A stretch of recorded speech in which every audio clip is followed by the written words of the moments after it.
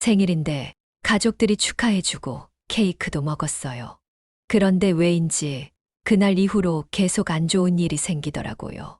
친구랑 생일 저녁을 먹고 왔는데 집에 들어오자마자 기운이 툭 꺾였어요. 회사에선 실수가 이어지고 별일 아닌 걸로 다툼까지 생겼죠.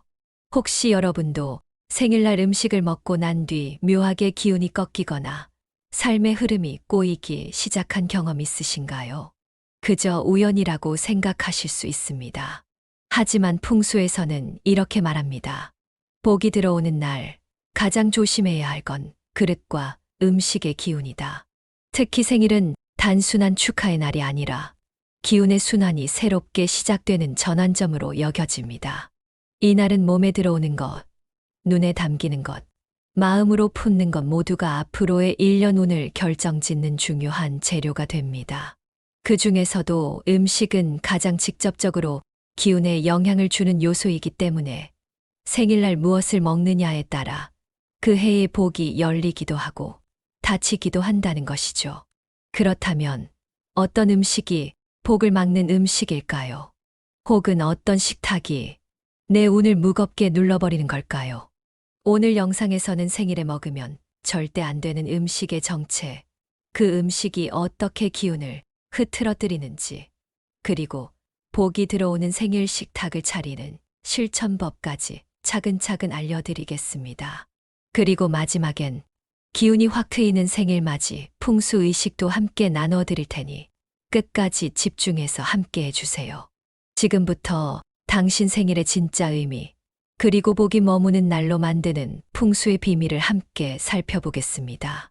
시작하기 전에 복채를 대신해서 구독과 좋아요 부탁드립니다. 풍수에서는 생일을 단순한 기념일이 아니라 기운의 새로운 순환이 시작되는 날로 봅니다. 그래서 이날은 먹는 음식 하나도 복의 흐름을 좌우하는 요소가 됩니다.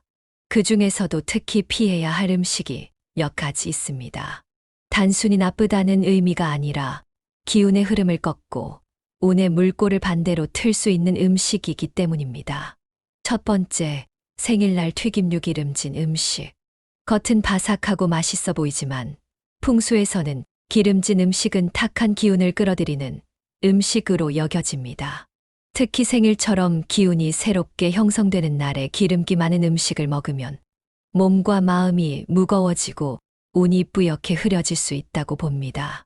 특히 늦은 밤에 치킨, 탕수육, 전 종류는 그 해의 초기 기운의 탁함을 씹는 것과 같다고도 하죠. 두 번째, 짜고 매운 자극적인 음식.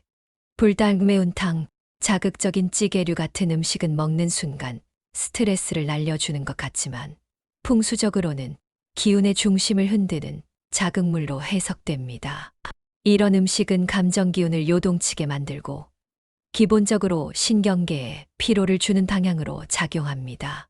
특히 예민한 기운이 머무는 생일날, 이런 자극적인 음식을 섭취하면 마음이 불안정해지고 인간관계에 마찰이 생기기 쉬운 구조로 흐를 수 있습니다. 세 번째, 남긴 음식과 어지러운 상차림. 풍수에서 식사는 단순한 배 채우기가 아니라 운을 담는 의식입니다. 그런데 생일이라고 이것저것 시켜놓고 잔뜩 차려놓고 남기는 경우가 많은데요. 이런 어지러운 상차림과 잔반은 기운의 분산을 의미합니다. 이건 마치 복이 오려다 길을 잃는 것과 같다고 여겨지며 그 해의 운이 자꾸 흩어지고 계획이 어긋나고 중심이 잡히지 않는 흐름을 불러올 수 있습니다. 그렇다면 케이크는 어떨까요? 케이크 자체가 나쁜 건 아닙니다. 다만 너무 자극적인 색소가 들어간 케이크, 심하게 달거나 위에 칼을 얹는 풍습은 오히려 기운을 찢고 단절시키는 흐름이 생길 수 있습니다. 특히 케이크 칼을 식탁 위에 올려놓는 행위는 기운을 자르는 부정적 상징으로 해석되기도 하니 이왕이면 초만 꽂고 조용한 마음으로 소원을 비는 정도로 마무리하는 것이 가장 좋습니다. 생일은 하늘의 기운과 땅의 기운이 개인의 내면 기운과 다시 조율되는 운의 교차점입니다. 바로 그 지점에서 우리가 무엇을 먹고 어떤 말을 하고 어떤 기운을 받느냐에 따라 그 해의 운 흐름이 결정된다고 봅니다. 그리고 그 중심에 음식이 있습니다. 음식은 기운을 흡수하는 행위이자 당신의 운명과 맞닿은 접점입니다. 사람이 먹는다는 것은 단순히 영양을 섭취하는 것이 아닙니다.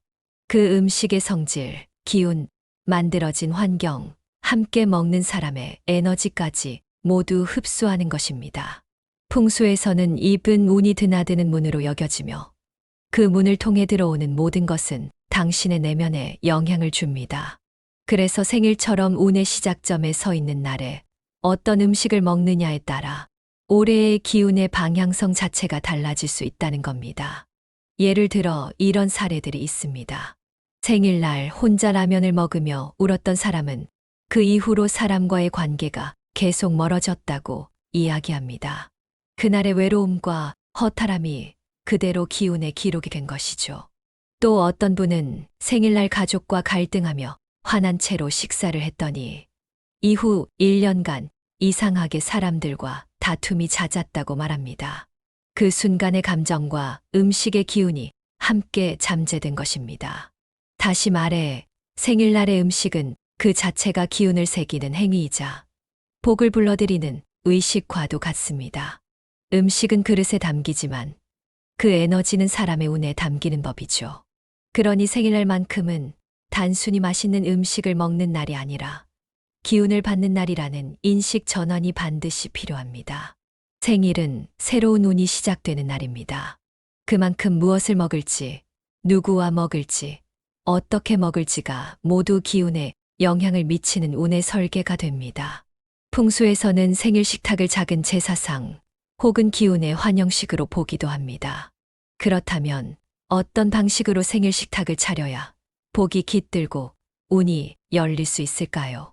첫 번째, 기운을 돋우는 색상과 조합의 음식이 좋습니다. 풍수에서는 색에도 기운이 있습니다.